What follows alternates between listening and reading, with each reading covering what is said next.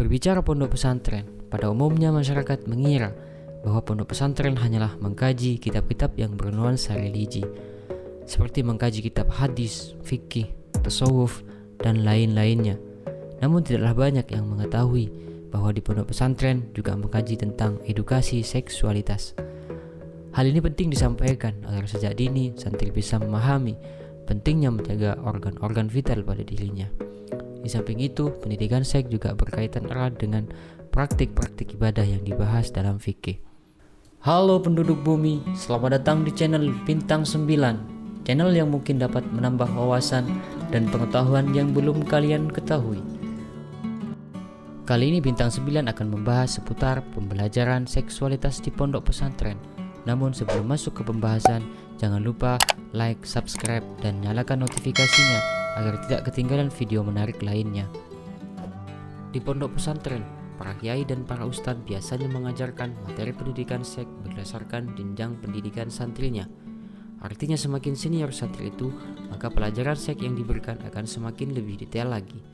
Bagi santri yang masih belajar di kelas awaliyah atau dasar, biasanya hanya diberikan materi seputar akil dan baligh, menstruasi bagi perempuan, dan mimpi basah bagi laki-laki.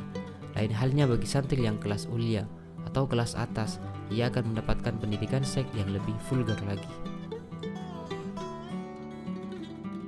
Salah satu kitab yang membahas tentang pendidikan seksualitas adalah kitab Qurratul Uyun.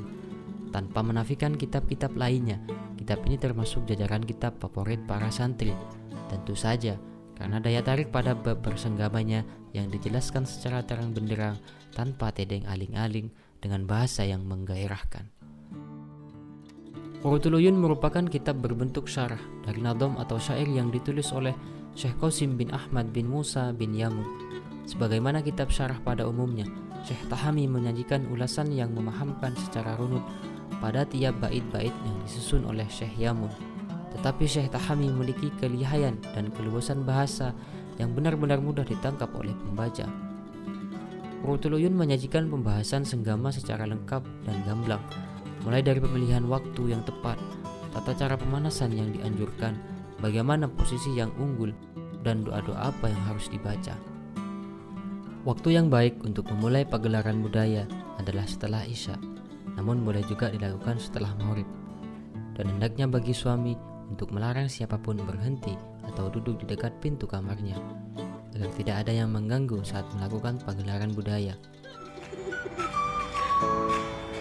Doa yang harus dibaca oleh suami istri setelah sepakat akan melakukan pagelaran budaya yaitu Allahumma jannibna syaiton wa jannibis syaitona ma razaqtana. Sebelum melakukan pagelaran budaya, etika yang harus dipenuhi oleh suami istri adalah kebersihan badan dan hatinya. Hendaknya keduanya sudah bertaubat dari dosa-dosanya selama ini. Setelah suci batinnya, suami istri juga dalam keadaan suci lahiriahnya, baik itu dengan mandi dan wudhu terlebih dahulu.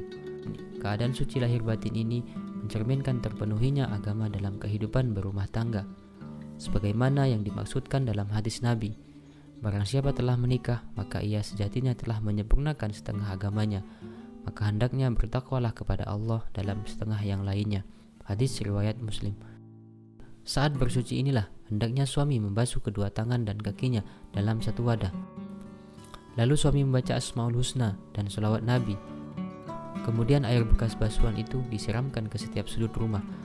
Hal ini dapat menjadi wasilah hilangnya keburukan dan was-was setan. Memulai dengan kesunahan seperti memakai parfum, mendahulukan kaki kanan saat memasuki kamar, lalu mengucapkan Bismillahi wassalamu ala rasulihi salamu alaikum. Selanjutnya mengerjakan sholat 2 rakaat atau lebih banyak, lalu membaca surah Al-Fatihah sebanyak 3 kali, surah Al-Ikhlas sebanyak 3 kali, salawat Nabi 3 kali, bertasbih dan berdoa kepada Allah. Setelah itu, hendaknya si suami menghadap istri, lalu letakkan tangan di atas ubun-ubun istrinya sambil berdoa, Ya Allah, aku memohon kebaikan kepadamu dan kebaikan tabiat yang telah engkau tetapkan kepadanya. Dan aku berlindung kepadamu dari keburukan istri dan keburukan tabiat yang telah engkau tetapkan baginya. Lalu membacakan surah-surah Al-Quran seperti Al-Waqi'ah, An-Nasr, Al-Insyirah, ataupun ayat kursi. Doa-doa ini lebih baik dibaca setiap hari.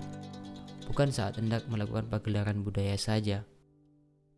Hendaknya didahului dengan pemanasan, membelai badan istri sambil berzikir, membelai leher istri dan memeluknya sambil membaca Ya Raqib 7 kali, dan diakhiri dengan membaca Fallahu khairun hafidhahu wa huwa arhamur rahimin.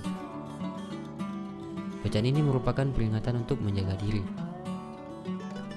Suami harus percaya diri dan tidak grogi dengan merangkai kata-kata rayuan yang indah agar si istri tidak resah dan tidak takut melakukan pagelaran budaya.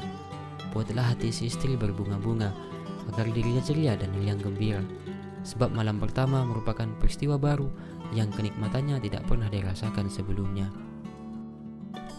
Ihwal posisi bersenggama. Menurut para ulama, posisi paling baik adalah suami di atas dan istri di bawah.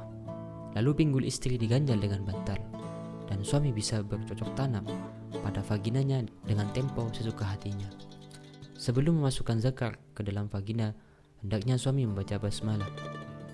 Suami juga boleh mendatangi istri dari arah belakang. Kalau dalam bahasa Maduranya, doggy style. Namun zakar tetap dimasukkan pada vagina dari arah belakang. Apapun alasannya, haram hukumnya memasukkan zakar pada dubur. Dan hendaknya si suami membuat si istri mencapai klimaks atau orgasme dalam setiap bercocok tanam. Dan suami hendaknya mampu bercocok tanam hingga 3 atau 4 kali orgasme agar istrinya benar-benar terpuaskan. Ketika ingin mengulangi bercocok tanam setelah ejakulasi pertama, hendaknya menunggu beberapa saat agar zakar benar-benar sudah lemas, lalu membasuhnya dengan air hangat agar terasa segar kembali.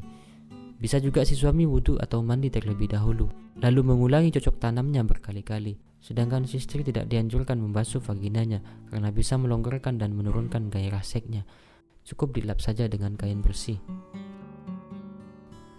Begitulah sebagian adab bercocok tanam yang dipaparkan oleh Syekh Tahami. Selain itu masih banyak pembahasan lainnya. Apabila seorang calon suami belum belajar kitab ini, rasa-rasanya ia tak akan mampu menemukan indahnya teknik-teknik bercinta, sekaligus menangkap hikmah dan rahasia di balik kenikmatan berumah tangga yang sudah dipelajari panjang lebar dalam kehidupan kaum muslimin sepanjang sejarah. Syekh Tahami menjelaskan dengan sangat baik dan menggugah bagaimana suami istri bisa menikmati keharmonisan rumah tangga.